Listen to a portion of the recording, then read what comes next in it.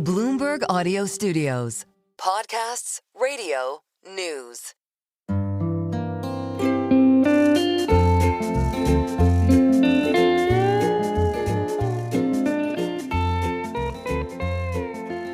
Hello, and welcome to another episode of the Odd Lots podcast. I'm Tracy Alloway. And I'm Joe Weisenthal. Joe, I have a fun fact for you. Go on. Are you ready? Yeah. Okay, so Delaware has a population of about 1.05 million, a little over a million. Okay.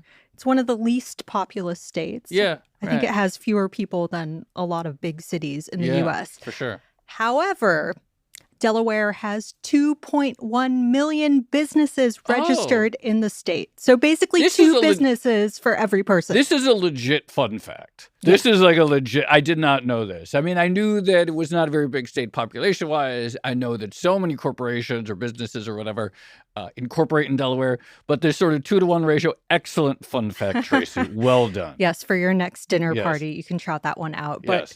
I mean, obviously, maybe you could argue that Delawareans are just phenomenally entrepreneurial, but as you mentioned, No more than I knew. I'm not dismissing them. I just know that that's not really what's going on. Right. There's something else going on here, which is that Delaware has become the de facto state for companies incorporating. Yeah, this is like the main thing that we know about Delaware. We don't really, I mean, that and and the eggs, chicken farms. and the chickens, right? Not the chickens, but you don't hear much about Delaware except typically when there is some sort of corporate fight playing out in its courts. And of course, it has a dedicated court system for corporate fights and so forth. And there's some been prominent examples over the years where we learn about what the Chancery is, and then I forget what the Chancery is or where that word comes from.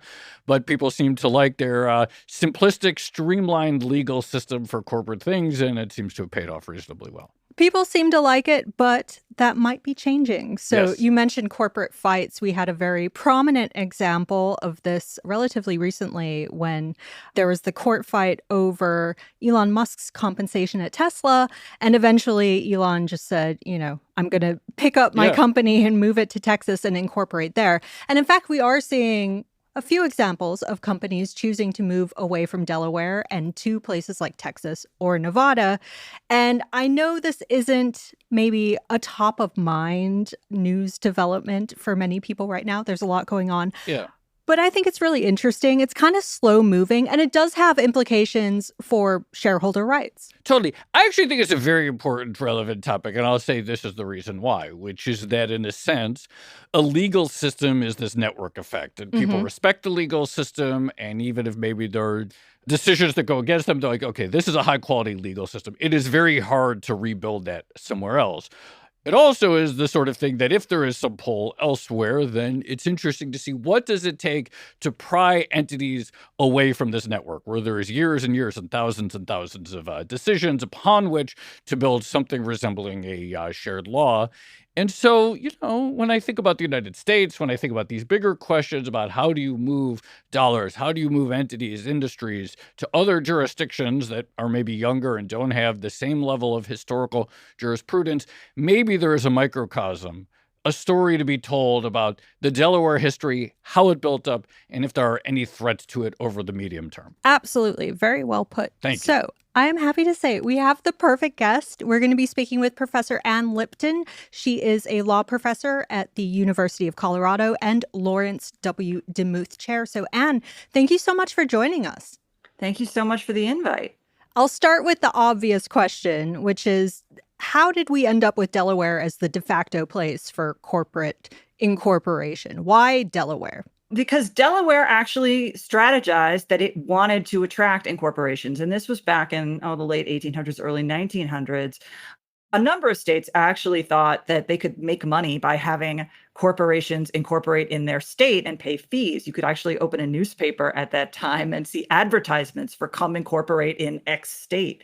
And Delaware made a conscious decision to make its state and its law friendly to corporations that wanted to incorporate there. So among other things, at the time, one of the main concerns of businesses was that corporate law would be used politically, that the rules would change to effectuate some kind of political policy. So Delaware adopted a constitutional amendment that its judges would have to be politically balanced. So you couldn't have more than half more than a bare majority of one party or the other. So for a 7-member court, no more than 4 can be a member of one party or another.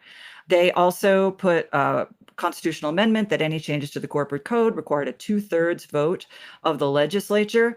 So trying to insulate their corporate law from political pressures. And then they just made their corporate law very flexible and very manager friendly. Managers could kind of do what they wanted with it. And it just sort of took off from there.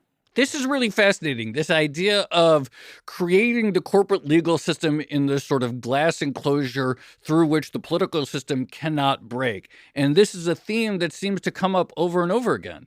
We talk about it when we talk about the Federal Reserve and its nominal or de facto independence. This came up when we talked to the Alaska Sovereign Wealth Fund guys and the difficulty that the political system has in accessing the corn seed, so to speak. Talk to us a little bit more about the structures in place and how strong they are to insulate the court system from politics and how durable and thick those glass walls are. Yeah, so they can't insulate the court from politics in the sense of the legislature acting and so forth. And that's actually what we've just been seeing. But they are fairly insulated from partisan politics. Partisan politics doesn't play out in the same way that we would understand it in other parts of the country or other areas.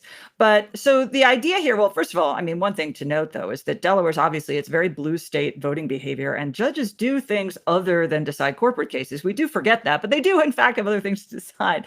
But still, the judges are politically balanced in order to benefit this corporate system. So what happens with the way law is made in Delaware, corporate law is made, is that it actually doesn't really come from the legislature, which really most of the legislature isn't. They're not corporate experts. They don't know much about corporate law necessarily. They're just legislators. So what happens is there's the Delaware State Bar Association has a corporation law section, and they actually generate the proposed statutes on the theory that they can do it in a sort of nonpartisan, very technocratic way. And then the legislature tends to sort of rubber stamp the stuff that comes out of the corporation law section. So, Joe mentioned that sort of network effect earlier. And I think this is really important in law, especially because a lot of legal battles are based on precedent, right? And so we have Delaware as the de facto incorporation state and decades of precedent for judges and lawyers to actually look at. How does that sort of, I guess, precedent or first mover advantage help Delaware? Well, it's always been assumed that that would help Delaware because you would have the statute and you have decades of precedent so that companies would kind of know how questions would be answered if they came up. So there are a lot of areas where other states, you just simply do not have information on like how a court would treat particular kinds of claims or particular kinds of disputes. Some of the obvious things are things like activist takeovers or proxy contests and takeover defenses, because we know how that looks in Delaware because Delaware incorporates most of the public companies where you have those kinds of fights. We don't know how that looks in other states because you don't tend to have as many activist situations in those other states. So that's always thought to be sort of an advantage of Delaware, that everything plays out there. And most other states, they very often look to Delaware when they're deciding their own corporate law. Sometimes they contrast their corporate law with Delaware, but Delaware is always kind of where they look to deal with these questions. And that's always considered to be a real advantage of Delaware. You at least know what's going to happen. But it also means that because this is case law, it's mostly not in this, or hasn't been mostly in the statute, it's judge by judge decisions. And that can also mean that sometimes it's sort of hard to penetrate because it's really, you've got to read this decision. Well, don't forget this other decision and don't forget this decision too. And that can be sort of hard to figure out if you're just looking at it for the first time. Yeah, I'm really interested in this tension, right? Because in theory, okay, you write down laws on paper and they're all visible and say, okay, this is consistent. We know what's going to happen. But also decisions are made by judges and people dispute them. Otherwise, they wouldn't have to have cases in the first part if judges didn't have to exercise some sort of agency. How do the judges feel about their own responsibility when deciding these cases to think about consistency or the underlying deep principles of Delaware corporate law and the long-term implications for the state of Delaware and for the state of when they make their decisions? Yeah, so there's a tension there. So you just identified like a tension between the state of Delaware versus general corporate theory and corporate law. And I think you don't become a judge and you don't go into this area unless you really do appreciate the law and enjoy it. I mean, the Delaware judges are extremely thoughtful about corporate law and what the right answer is and how corporations should work. They don't always have exactly the same theories, but they definitely have a point of view. And they care very much about how corporate law operates. But, and this is where some of the tension is today, if corporate boards are unhappy with their decisions over and over and over again, then Delaware may lose incorporations to other states. And how that plays out between sort of fidelity to a vision of what corporate law should be, coupled with the straight up reality that if managers are unhappy and incorporate elsewhere, Delaware doesn't get to do much anymore. That's a tension that's been playing out for just as long as Delaware's been incorporating companies. I mean, that's always, I don't think judges are usually consciously making that decisions based on that, or they're certainly trying not to, but that tension is always present and has been present in the past. Before we get to why some companies seem unhappy with Delaware at the moment, I'm going to go ahead and ask Joe's classic question whenever this comes up, which is, what is a Chancery Court? Well, it's just the name for the Delaware courts that hear corporate cases. So, I mean, this is a very technical legal point, but historically, there were two types of courts in the world. There were the courts of law and the courts of equity. The courts of law followed sort of these stringent rules, and the courts of equity were literally sort of about fairness and dealing with what's the right answer and doing justice as opposed to according to technical rules that were laid down. And so there was two separate courts, and that was from England, and that was true in the United States. And then the United States in the 30s or so melded the two courts at the federal level, and most states did the same. So there would just be one court that heard all the cases, law cases and equity cases, but Delaware never did that. So it still has the separate court of law and the court of equity, which is the Chancery Court.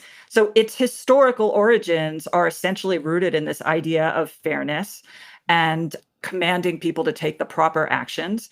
And it doesn't sit with a jury. The cases are heard just by the judges. The judges find facts. Otherwise, juries would do that, but the judges find facts in the Delaware Court of Chancery. They're very expert. They are, they're all drawn from corporate practice before they get on the bench. And that's what they do. I mean, they hear other things besides corporate cases. Other things fall into this category of equity. But the main thing, obviously, is the corporate cases.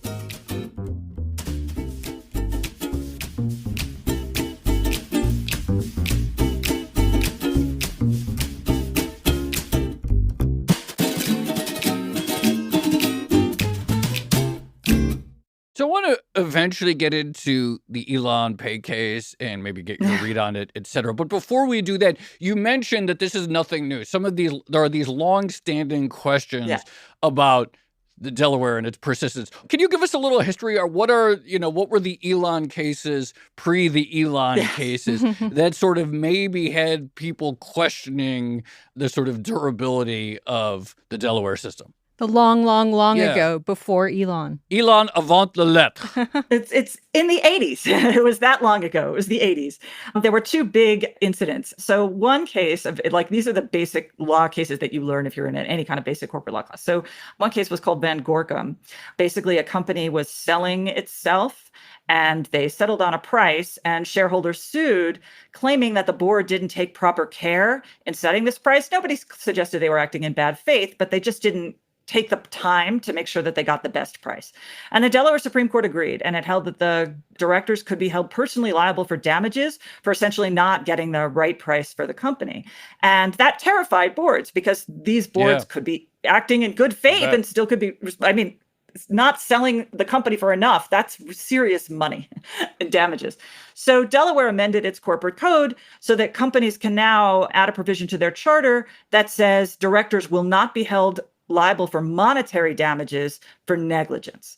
And that really also boosted companies incorporating in Delaware after that. And by now, every state has adopted a similar thing. But at the time, that was done essentially because they knew that they had just scared the bejesus out of boards. And another issue that came up, this was also in the 80s, was during the hostile takeover era. This was the deal decade. There were lots and lots of hostile takeover attempts. And when there's a hostile takeover attempt, boards put up barriers, usually shareholder rights plans, poison pills, to prevent hostile takeovers. And there was a real question as to how far boards could go to fend off a hostile acquirer, even if the shareholders wanted this deal. And at first, the Delaware courts were pretty strict about it. After a certain point, they were saying, look, you got to let shareholders decide. The board can't just block beneficial proposals to buy the company if the shareholders want it. And once again, there were threats that companies would leave. They would leave Delaware so that they could protect against hostile takeover attempts. And at that point, the Delaware Supreme Court backed off. It adopted new standards that allowed much more deference to boards when they are fighting off hostile takeover attempts. So fast forward to today, I just want to make sure we have our priors correct. We love establishing our priors on this podcast. But, those examples aside, does it feel like nowadays there is perhaps more discussion of alternatives to Delaware or more companies that seem to be moving away? Yeah, so I don't know if statistically the numbers really move the needle. We've seen definitely some high-profile announcements of companies planning to move, but we just don't have enough data right now to see whether this is a serious, actual exodus. But there's definitely a lot more discussion, and there's definitely a lot more boards thinking or lawyers thinking they have to counsel boards whether you want to incorporate in Delaware, when before that wouldn't even have been a question. So that's definitely something that's happening. Well, why? So what is it if a lawyer is counseling boards? Don't just because I've known people who have launched startups at times, and the idea of incorporation in Delaware, that was just obviously what you did, right? You just did it right away. Absolutely. But so what is it that a lawyer might say, well, maybe take a few beats and think about this? What has actually changed that's caused that? Well, Delaware, understands, fought back, and it's changed its law very recently to sort of fight this off. But essentially most of the issue is shareholder liability, or liability to shareholders, and vulnerability to a shareholder lawsuit. And most of that vulnerability is vulnerability to a shareholder lawsuit over conflicted transactions. That's the main headline thing. There are a few other issues that have come up, but the main headline thing is boards feeling as though Delaware has made it too easy for shareholders to sue over conflicted transactions. What's a conflicted transaction? Just so we know these terms. What is an example of one, either figurative or actual? Actual, Tesla buying Solar City. Elon Musk was on both sides of that transaction. He's on the board of Tesla, and he's on the board of and running Solar City. And so Tesla is using its resources to buy out Elon Musk's company. So that's a classic conflict transaction. That actually reminds me, just speaking of Elon, but how big a deal was Tesla moving from Delaware to Texas? Because we talk about this network effect. Is it the case that one high-profile company moves and suddenly all these other companies are like, we're going to do that too? Yeah, I think it's a big deal. I mean, first of all, we all know that it was inspired by that move was inspired by the pay package case, but I think some of the grumblings about Delaware are broader. But I think that was a big deal, if for no other reason than Elon Musk is very admired by a lot of CEOs, a lot of venture capitalists, a lot of Silicon Valley. They look to him as a real role model. And so when he publicly announces that he's had it with Delaware and shows that it's possible to take a public company and get shareholder support for moving out of Delaware, even if he is special and he has a particular relationship with his shareholders that may not be shared by other companies, I think that's the kind of thing that has boards thinking, putting it on the table. Let's talk about the pay package deal. I don't know, look, I really don't know much about the law or anything about this stuff at all. But when I say, hey, this was the compensation package he agreed to, who was this judge to say that he can't get paid? Intuitively to me, it seems outrageous. Why is this judge canceling his pay package? But this is my dumb guy just reading ahead. I didn't even read the article, probably. So why don't you, I'm being honest here. So why don't you tell me, as someone who actually understands this stuff, how we should read what that case was all about? Okay, so remember, the issue here is conflicted transactions. Yeah. Musk's pay was a standard conflicted transaction in the sense that the board was deciding what it was going to pay its CEO, which is very much well within the board discretion. But the board included Elon Musk and his brother. So therefore, this was your classic conflict transaction. It was a board. But a lot of CEOs are on their board. Yes. Okay, keep going. So under Delaware law, the general rule is a conflicted transaction will get close scrutiny by a court unless it's cleansed. And how do you cleanse it? You put an independent decision maker in the mix, and then the court will say, well, I'll just defer to the independent decision maker. And you have two options for an independent decision maker: the unconflicted board members or the shareholders. And usually, I mean, this doesn't happen. You have to understand how unusual a case was. Usually, that's more than sufficient. You have the unconflicted board members decide the pay, or you have the disinterested shareholders vote on the pay. And at that point, Delaware says, I'm out. You guys, God bless. The problem here was that the unconflicted board members were not unconflicted. So they were all like, he stocks Tesla's board with people who are basically his bestest buds. And they created a committee that was supposed to be the independent members of the committee. And the committee still had close ties to Musk. And then the committee formed a working group that would really do the compensation package. And they picked the people with the closest ties to Musk to put in the working group. And there were all these facts about how he interfered with the committee's deliberations, and they just deferred to him.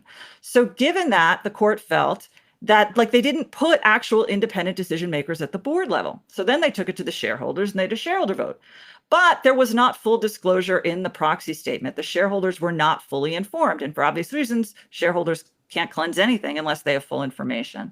So left with a situation where the board was not independent of Musk and the shareholders were not fully informed, that's why the court felt, well, I have to evaluate the pay package because no independent decision maker was put in the mix.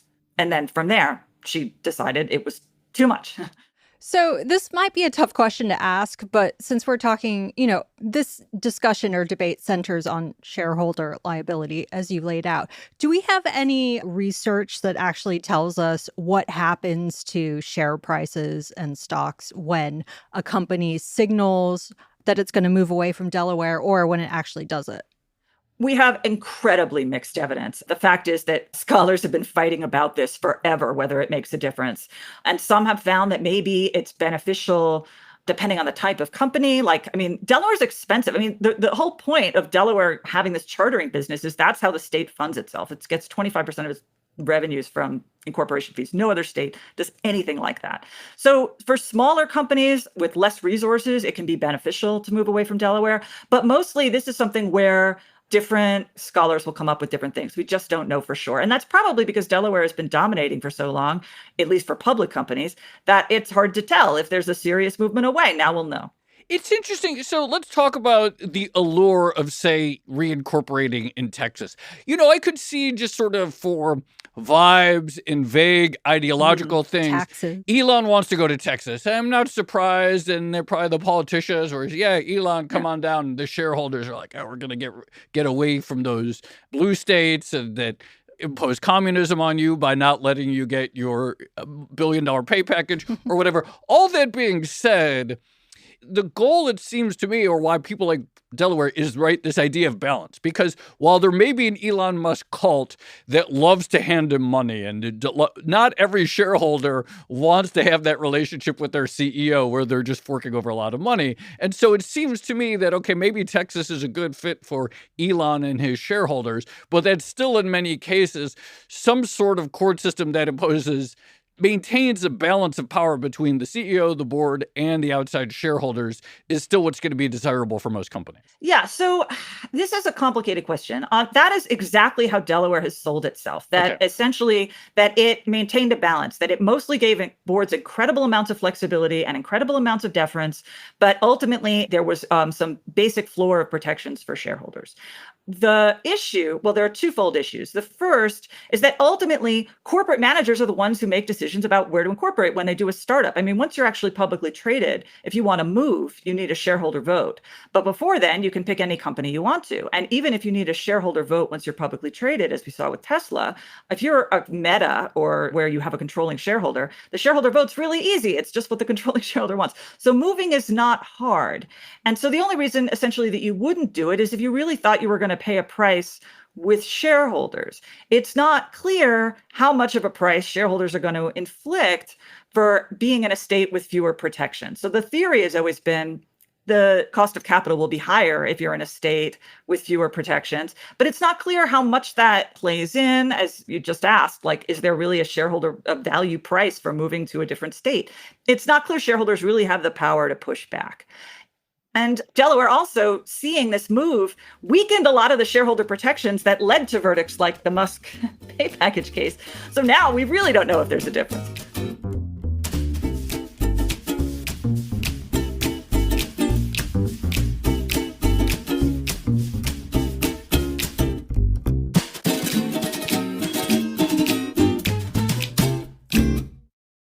would a minority shareholder actually approve to move to a jurisdiction where ostensibly they have fewer rights?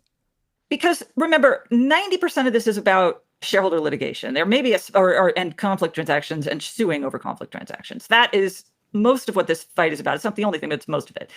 There is a huge debate about whether shareholder litigation is, in fact, the best way to handle this problem. I mean, there are all kinds of concerns about strike suits. There are concerns that, that this is just lawyer-driven litigation. In the Tornetta case, the Elon Musk pay package, remember, the shareholder there held 9 shares, literally 9 shares of Tesla stock. So there's a real question about whether shareholder litigation is, in fact, a game that's worth the candle. Unquestionably, there are real problematic transactions, and shareholder litigation can win very huge payouts for shareholders. But usually those payouts come from the insurance that the company itself paid for in these huge settlements. And whether or not that ultimately is the best way to handle a conflict transaction situation is a very debated question. So shareholders may very well think they can move to a jurisdiction with fewer protections on the theory that ultimately, less litigation is better for the company. It is a very strange situation because essentially, again, you have this situation in which the shareholders were upset at the state for not allowing more shareholder money to go into the pocket of one individual person. That's a very strange situation, et cetera. Shareholder lawsuits always strike me as a little bit interesting field in general. I remember back 25 years ago, and I sometimes used to buy and trade individual stocks, and a stock would miss earnings, and then suddenly you get an email. It's like, this company is filing suit. It's like, why do I want to take a part in a lawsuit against this company that I am a co-owner of? Does this actually benefit me, or does this benefit anyone other than the lawyer? I've never been totally clear on that either, just in general, even setting aside sort of these conflict questions. Yeah, I mean, it's a very debated question. But for most of these suits, I mean, there is a difference between a suit for fraud under the federal securities laws and a state law suit for breach of fiduciary duty, which is what Delaware handles. And I mean, when there's a lawsuit like that, any payment is supposed to come from the directors to the shareholders or to the company. So that's the theoretical monetary benefit. But directors usually don't pay out of pocket. They've got insurance. So if they pay, it's the insurance. And guess who pays for the insurance? The corporation does. Now you're going to think about shareholder lawsuits differently, Joe. Or just I still don't. Anyway. Okay, keep going.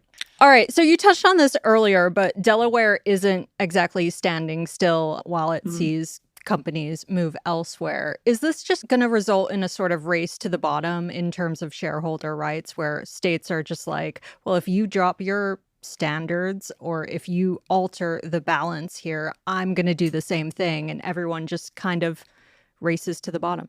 I think that's what we're absolutely seeing. I mean, Nevada and Texas are essentially selling their law as creating barriers to shareholder lawsuits. And that's what Delaware did. It changed its law to put up more barriers. Now, it did so more subtly, which is exactly why I think there's still like this race, because Delaware didn't want to like openly say, no, that's it, we're just barring shareholder lawsuits. So they wrote a lot of words. And they're complex words, but ultimately they all come out to the same thing. All 3 states have made it much, much harder, if not virtually impossible, for anything but in the most fraudulent circumstances, shareholders to bring claims. So I think we're at that race. We're watching it right now. I could understand why a public company board or a public company would say, okay, we want to be in a jurisdiction where it's much harder for shareholders to bring lawsuits, et cetera.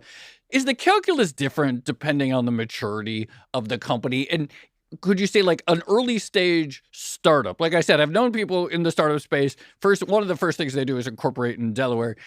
In those situations, maybe from the legal perspective, did the VCs own the company in a more deep way than public company shareholders do, even though nominally they're all just shareholders and there's a separate board? Yes. And this kind of shareholder litigation is extremely rare in VC-backed or smaller companies. And that's because who the shareholders are. I mean, the shareholders are largely insiders or friends of VC. They don't want to anger them. They may have signed arbitration agreements that would prevent any kind of lawsuit anyway. So this issue of litigation is much more of a public company problem. That said, there were some issues that were really bugging the startup community that Delaware fixed as well. For example, a lot of startups like to have shareholder agreements where one shareholder is given essentially governance rights, not because they're a shareholder and they can vote their shares, but because they have a contractual right to say, board, you're not allowed to merge unless I approve. Board, you're not allowed to take on debt unless I approve. And Delaware, a couple of years ago, a court decision, I think very correctly under Delaware law at the time, said, well, you can't do that in a corporation. The board has to run the company. You can't just hand over governance rights to a shareholder by saying, well, here's your contract. You get to approve all board decisions. That really scared the VC community, and Delaware reacted immediately by authorizing those kinds of shareholder agreements. Tracy, I think there's going to be some very interesting questions of corporate governance that come up. Some of these episodes that we've discussed where AI startups, the company gets acqui-hired and not all the value gets accrued to shareholders, or different class of shareholders depending on what employee you are. I bet there will be some very interesting corporate governance law that comes out of this. For sure. And there's going to be some state that tries to pitch itself as like the place to incorporate AI startups. An AI startup, Okay, so speaking of startups, if Joe and I were going to incorporate and become Odd Lots, I guess we'd be an LLC maybe? Not LLC. Yeah, it probably would be. Yeah, okay. Odd Lots LLC. And you were our lawyer, our hypothetical lawyer, giving us legal advice. Hypothetical. What would you advise us to do here? Where should we incorporate? Well, so first of all, an LLC is not a corporation. So I just want to, you would not be incorporating. You would be organizing an LLC. But actually, I would tell you not to go to Delaware, Nevada, or Texas, because Delaware dominates in public companies and in VC-backed companies, like professionalized startups. But it doesn't dominate in small, like, your average family business, your average local business. It does not dominate there at all. And its law is not designed for that. So you guys are professionals, but, in a small relationship-backed company, Delaware law is in some ways too ruthless. The other states have a lot more protections for essentially non-lawyer, family-ish, friendish businesses that might be more appropriate. Well, I don't know. It might be more professional. We could be big. It might be a professional operation. I just have one more question. How rare is the U.S. for having this patchwork of corporate systems? Like, if we went to another country, is there jurisdiction shopping the same way? No. Well, see, understand, we're like 50 different countries. In Europe, it's like, so Europe, you used to be that you couldn't do what we do in the United States, where you incorporate in Delaware, but all your business operations are somewhere else. It used to be in Europe that essentially it's country by country. If you had your headquarters in a country, you were supposed to organize in that country, and you couldn't mix and match. Europe changed the law, but it's still so that you could theoretically jurisdiction shop among European countries, have your headquarters and all your operations in one place and organize in another place, another country. But they don't really have that norm. It's just viewed as sort of weird. So for them, where your operations are largely going to be the law, the corporate law that governs your entity. Is there transnational jurisdiction shopping? Could you get, like a foreign company that wants to incorporate in the U.S.? Well, yes, but it's much more likely that a U.S. company wants to incorporate outside the country. In Ireland or something. Yeah, so for other kinds of, tax, that used to be a big deal for tax reasons and so forth. All right. Ann Lipton, thank you so much for coming on Odd Lots. Really appreciate it. That was great. Thank you for having me.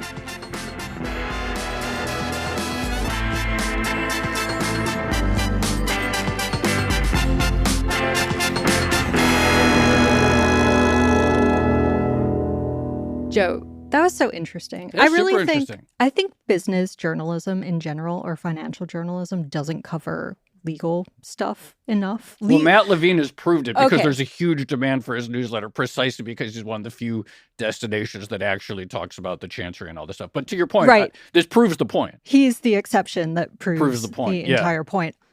And accounting as well. Yes, that too. And insurance. Okay, wait. I'm not going to just criticize our colleagues in financial journalism. No, that was fascinating. I do find the whole race to the bottom idea a little bit concerning for obvious reasons. And I guess, it's sort of that network effect that you were discussing earlier. But once the ball gets rolling in that direction, it just seems really hard to stop. It's just, I agree, and I think this is something the sheer influence that Elon has and all the people who look to him and see him as the model is very interesting. On the other hand, there are not many CEOs out there for whom the cult is so strong that people thirst to give him money. And so the question of whether shareholders of other companies want to be incorporated in states, whether they would actually, unlike the current research, inflict some sort of cost of capital penalty for non-Delaware incorporated states is going to be an interesting question. But the ball is rolling. That's going to be so interesting once the sample size gets a little bigger larger, and you can see like the actual impact on stock prices. So I take your point, but there are shareholders who potentially would say, well, if a company doesn't have to deal with a lawsuit from like a shareholder who has nine shares, 9 shares, maybe that's a good thing and that's like a trade-off worth making. Yeah, I don't know. I mean, 9 shares and he had this pay package. Like, it seems like he signed a deal. I'd be so annoyed. Could you imagine how annoyed you would be if your pay package got canceled because of some shareholder with 9 shares?